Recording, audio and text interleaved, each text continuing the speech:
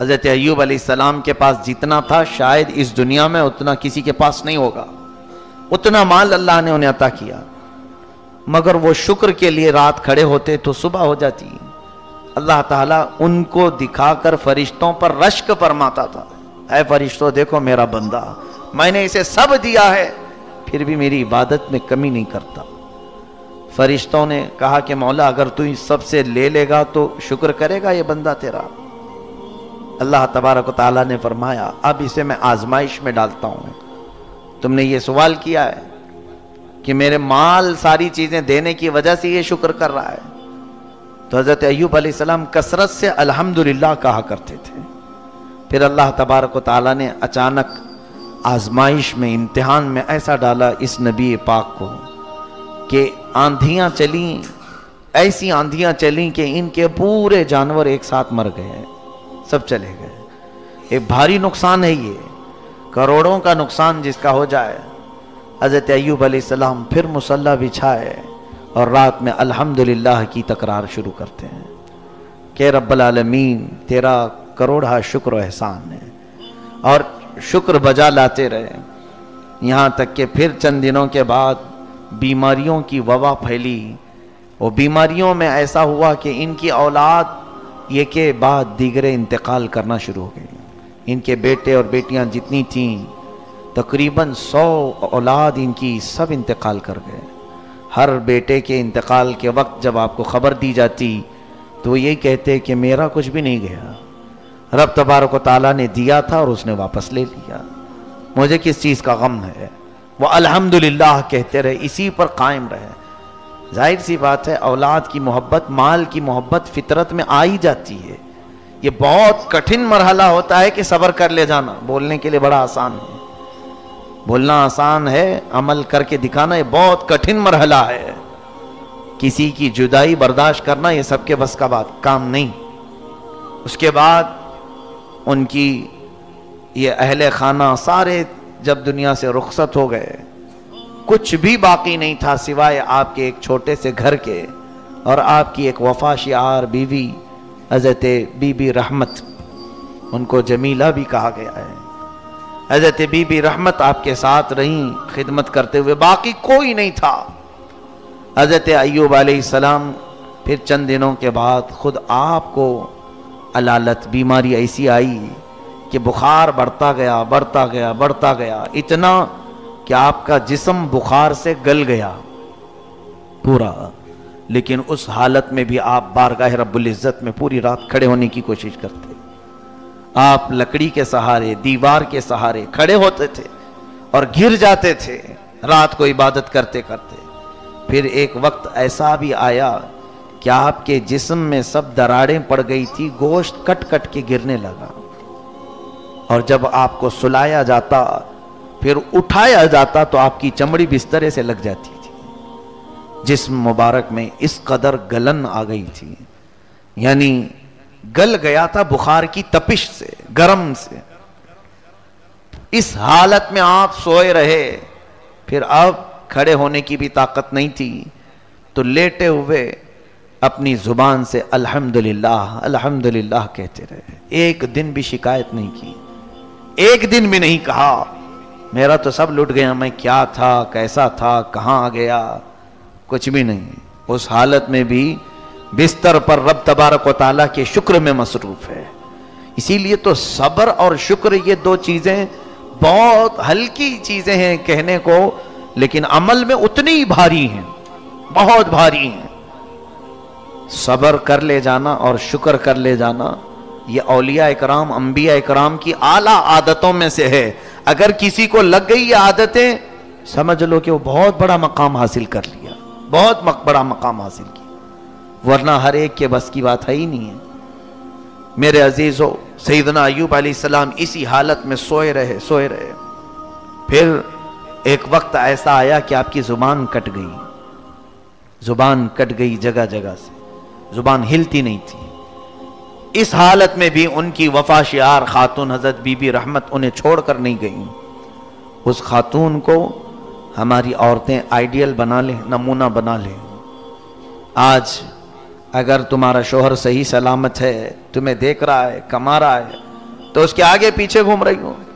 جہاں اس کی نوکری چھوٹی، جہاں اس کی صحت میں کمی آئی، تم فوراً شکایتیں شروع کرتی ہو اور پھر کوشش میں یہ لگی رہتی ہیں کسی بھی طرح سے بھاگ جائیں چھوڑ کر کے. کچھ نہیں کرتا ہے. اس کی صحت مندی کے دنوں میں تو کچھ کیا اس نے.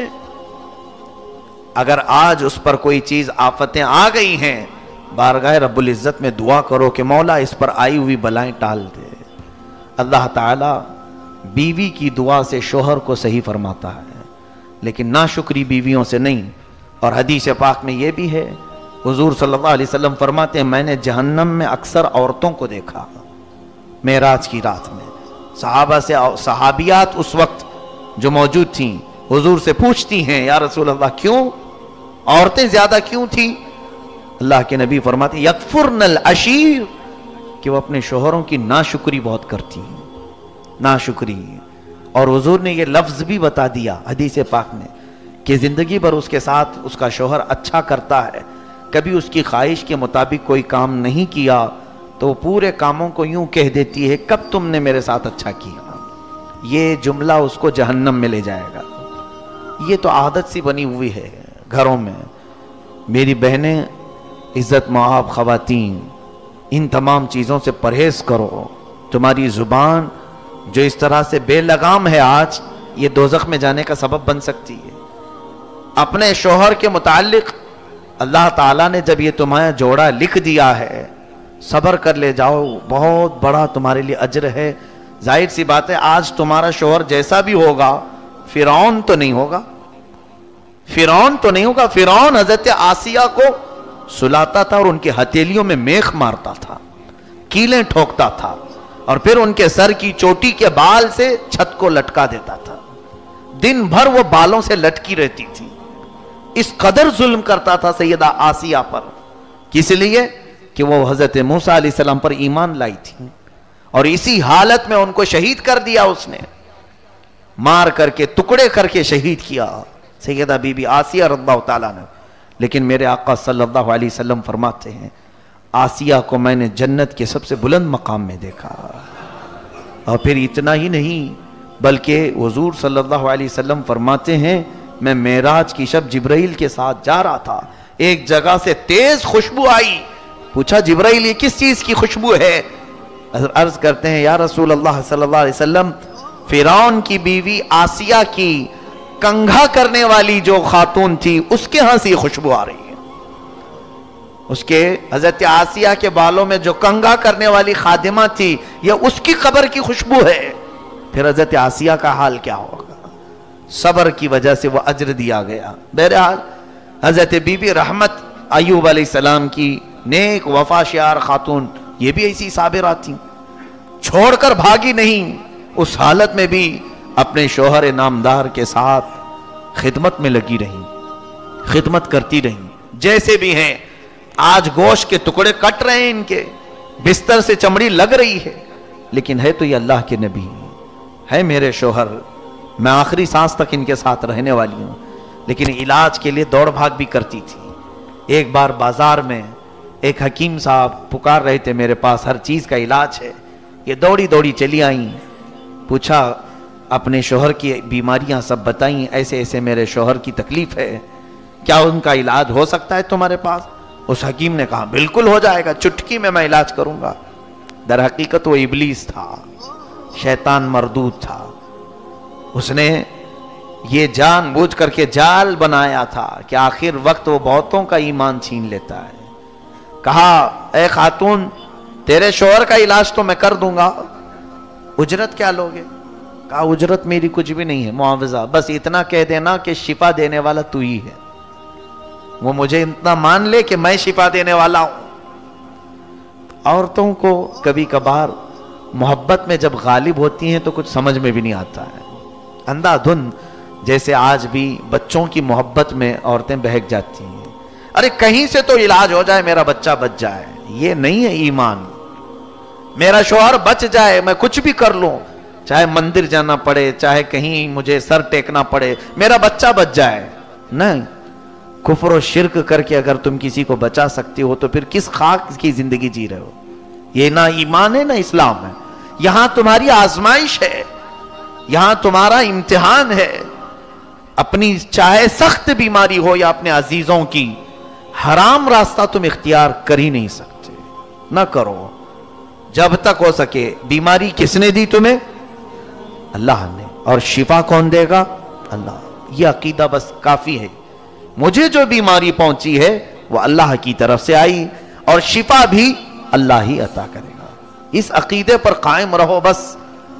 حضرت بی بی رحمت غلط جگہ پر پہنچ گئی تھی لیکن انجانے میں، اور انہیں اپنے شوہر کی محبت تھی. ان کو خیال بھی نہیں آیا کہ کیا گمراہ کرنے کی بات کیا ہے، کچھ نہیں سوچا. انہوں دوڑتی دوڑتی آئی، اپنے شوہر سے کہہ دیا اب آپ کا علاج ہو جائے گا، اب گھبرائیے مت، میں نے اچھا ڈاکٹر تلاش لیا ہے، اچھا حکیم مل گیا ہے. کہا کیا؟ کہاں سے حکیم ملا؟ کہا بازار میں ایک بہت بڑے بزرگ ہیں، اچھے حکیم ہیں. کہا اجرت تم کہاں سے دو گی؟ ہمارے پاس تو کچھ ہے نہیں. کہا نہیں، وہ اجرت بھی نہیں لیں گے. انہوں نے اتنا ہی کہا ہے کہ بیماری صحیح ہونے کے بعد آپ اتنا کہہ دیں کہ شفا دینے والا تو ہے. جلال میں آ گئے ایوب علیہ السلام بیماری کے عالم میں. کہا اے جمیلہ تم کسی حکیم کے پاس نہیں، ابلیس لعین کے پاس گئی تھی. اللہ کی قسم، سنو ایوب علیہ السلام قسم کھاتے ہیں، اللہ کی قسم اگر میں صحیح ہو گیا تو تجھے 100 کوڑے ماروں گا.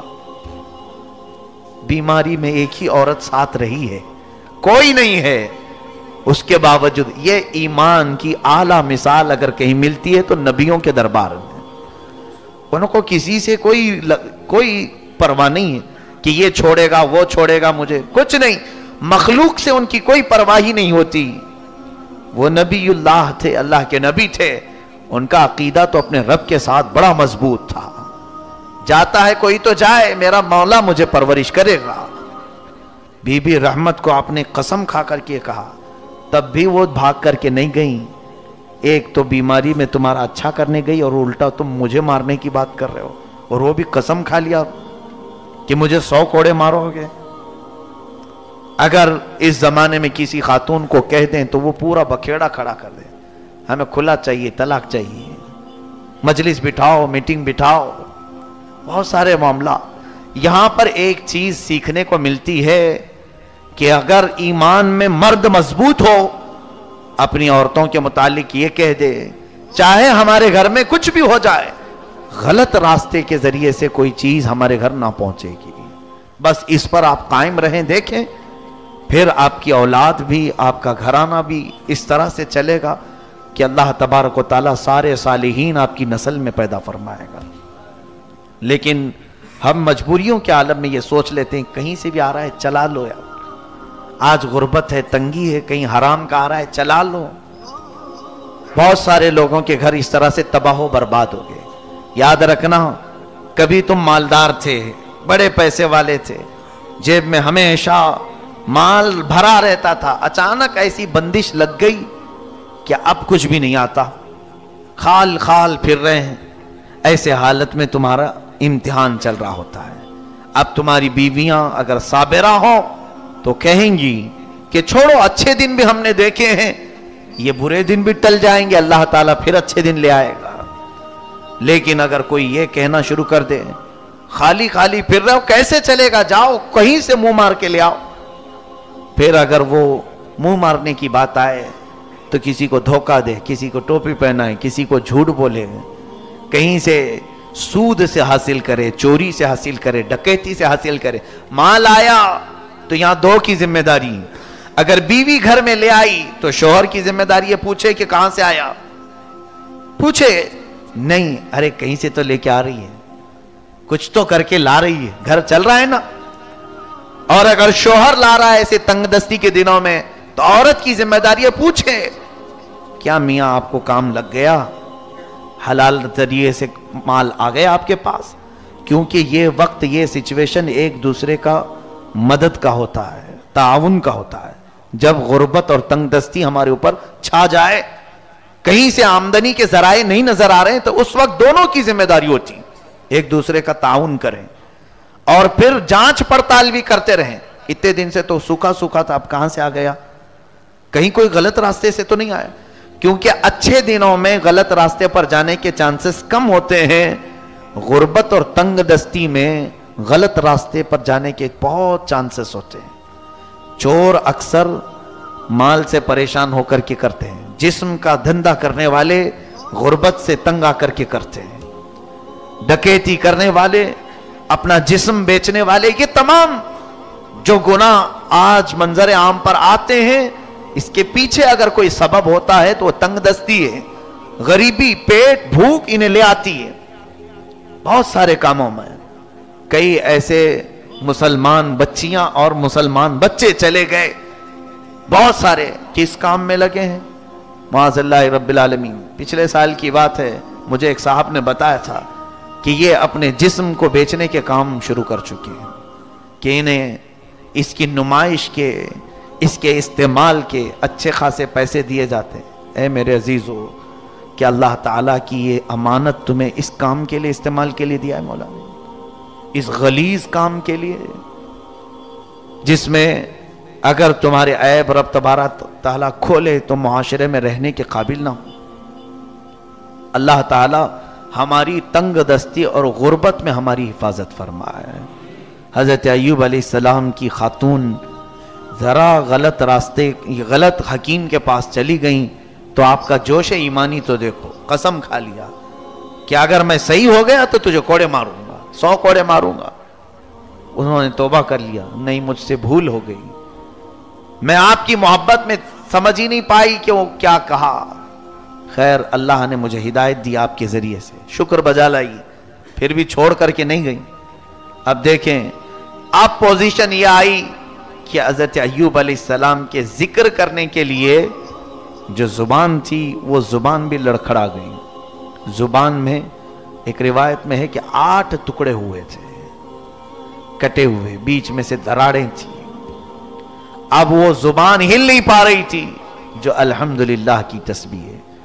اے میرے عزیزو، اتنی بیماری اللہ نے کسی کو دیا آپ میں سے، اس کے باوجود شکایت کی زبان کتنی لمبی ہے ہماری۔ اب حضرت ایوب علیہ السلام کا جملہ سنیں، کہتے ہیں ربی انی مسنی الضر وانت ارحم الراحمین۔ اے اللہ، یہ ضر، یہ تکلیف میری زبان کو لگ تو رہی ہے، لیکن تو ارحم الراحمین ہے، تو سب سے زیادہ رحم کرنے والا ہے۔ اتنا ہی جملہ میرے مولا کو بھا گیا۔ اللہ فرماتا ہے فاستجبنا له فکشفنا ما به من ضر، ہم نے فوراً قبول کر لیا اور جو کچھ اسے تکلیف پہنچی تھی سب دور کر دیا۔ کیسے؟ اللہ تعالیٰ فرماتا ہے ارکض برجلک، اے ایوب اپنا پیر ہلاؤ، پیر زمین پر مارو۔ آپ نے پیر زمین پر مارا تو ایک نہر اس میں سے جاری ہوئی، ایک بڑی نہر وہاں سے کھل گئی۔ اللہ کا حکم ہوا اس نہر کے پانی سے نہا لو۔ حضرت بی بی رحمت نے انہیں نہلایا، نہا کر کے جیسی فارغ ہوئے تو دیکھا بدن سے ساری بیماریاں ختم ہیں۔ اللہ جو بیماری دیتا ہے وہی صحت دینے پر بھی قادر ہے۔ بالکل آن واحد میں ایوب علیہ السلام کو صحت کاملہ ملی، تندرستی آئی۔ آپ حشاش بشاش طبیعت کے ساتھ تھے، لیکن اللہ تعالیٰ فرماتا ہے اور ایک پیر زمین پر مارو۔ آپ نے دوسرا پیر زمین پر مارا تو اللہ تبارک و تعالیٰ فرماتا ہے آتیناہ اہلہ ومثلہ معہم، ہم نے ایوب کو اس کی پوری اولاد دوبارہ زندہ کر کے دے دی، بلکہ اتنی ہی مال اور ہم نے اسے دے دیا جو پہلے تھا۔ حضرت ایوب علیہ السلام آزمائش میں کامیاب ہو گئے، امتحان میں کامیاب ہوئے۔ اب رب تعالیٰ نے فرشتوں سے فرمایا اے فرشتوں، تم کہتے تھے کہ میں نے اسے مال بہت دیا اس لیے یہ عبادت میں رہتا ہے، کیا تم نے دیکھا اس کو بیماریوں کی اعلیٰ درجے تک میں نے تکلیف دے دی، پھر بھی اس کی زبان لڑکھڑائی نہیں شکایت میں، میرے شکر میں ہی یہ بندہ رات گزارتا رہا۔ حق ادا فرمایا سیدنا ایوب علیہ السلام نے۔ لیکن اب اس کے بعد کی بات دیکھیے، حضرت ایوب علیہ السلام قسم کھائے تھے بیماری میں، اب وہ کوڑا مارنے کے لیے بیٹھ بھی گئے۔ بی بی رحمت کو کہا کہ میں نے قسم کھا لیا۔ قسم کو معمولی مت سمجھیں، جو روزمرہ آپ کھا لیتے ہیں، قسم کھانے کے بعد اگر کوئی پوری نہیں کیا تو قرآن کا حکم سنیے فَكَفَّارَتُهُ إِطْعَامُ 10 مساکین، پھر اسے 10 مسکینوں کو کھانا کھلانا پڑے گا، یا پھر کپڑے پہنانے پڑیں گے، او کسوتوں او تحریر رقبہ، فمن لم یجد فصیام 3 ایام، اور اگر 10 مسکینوں کو کھانا نہیں کھلا سکتا تو قسم توڑنے کے کفارے میں اسے 3 روزے رکھنے پڑیں گے۔ یہاں پتہ نہیں کتنے لوگ صبح سے شام تک ماں کی قسم، باپ کی قسم، اس کی قسم، اس کی قسم، یہ عادت سی ڈال لی ہے۔ اور حدیث پاک کے الفاظ یہ بھی سن لیجئے کہ منافق کی علامت یہ ہے کہ وہ ہر بات پر قسم کھایا کرتا ہے۔ منافق کی علامت کہ وہ اپنے کاروبار میں بیچنے کے لیے قسم کھا کر کے بیچتا ہے۔ لا تجعلوا اللہ عرضۃ لایمانکم، اللہ کو اپنی قسموں کا نشانہ نہ بناؤ، اللہ فرماتا ہے۔ قسم کھانے کی جو ضرورت ہے وہ بہت الگ چیز ہے، جہاں یقینی بات کہی جاتی ہے وہاں پر قسم یاد کی جاتی ہے۔ اب سنیے، نبی کی قسم ایسے نہیں ہوتی کہ کھا لیے اور چھوڑ دیے، ایسا تو چلتا رہتا ہے نہ، اس کو پورا کرنے کے لیے بیٹھے۔ اب 100 کوڑے عورت کو ماریں گے تو مری جائے گی۔ بی بی رحمت اور اتنی وفا شعار خاتون کی بیماری میں بھی ساتھ نہ چھوڑی، لیکن کیا ہے، حضرت ایوب علیہ السلام نے جو کوڑے مارنے کی قسم کھائی اس کو پورا کرنے بیٹھے ہی تھے کہ اللہ تعالیٰ کو رحم آیا، مولا تعالیٰ نے جبرائیل امین کو بھیجا، کہا ہے جبرائیل جاؤ، میرا بندہ اپنی قسم پوری کر کے رہے گا، کیونکہ انہوں نے قسم یاد کی، قسم کھایا ہے تو یہ پوری کر کے رہیں گے۔ ان سے کہہ دینا خذ بیدک ضغطا فاضرب بہ ولا تحنث انا وجدناہ صابرا۔ اللہ فرماتا ہے ایوب سے کہنا ایک جھاڑو لے لے جس میں 100 کاڑیاں ہوتی ہیں، ایک بار بی بی رحمت کو مار دے، اس کی قسم پوری ہو جائے، 100 کوڑے کے برابر۔ یہ رب تبارک و تعالی ہے، جب وہ چاہے اپنے معاملات میں تخفیف اور آسانی بھی فرما دے۔